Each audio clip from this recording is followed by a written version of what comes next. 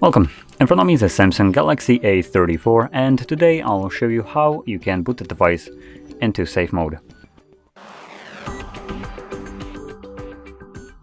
So to get started we will need to power it or access the boot options. So swipe down your notifications like I just did, and then here you'll find your power button, click on it and then hold power off.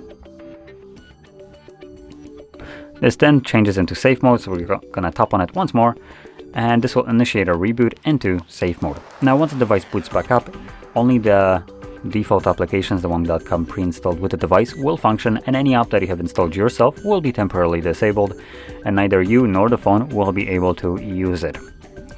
Now this mode is designed primarily for troubleshooting your device, so if you don't need to troubleshoot your device, you don't really need to boot into it. And as you can see, now the device finally booted back up.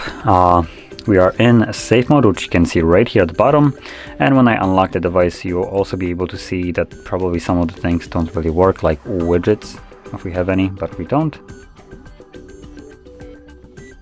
And we don't really, oh there we go, we have some apps that will not work. So we have photos, for some odd reason Google ones won't work, internet browser, LinkedIn, Google TV, Drive, Facebook.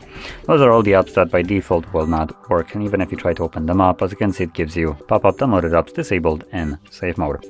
So there we go, that is how you boot your device into safe mode. Now once you're done with this mode and you want to go back to the normal one, you can access the boot options again, and this time around simply select restart. Once the device boots back up again, it will automatically go back to normal mode. And with this being said, if you found this very helpful, don't forget to hit like, subscribe, and thanks for watching.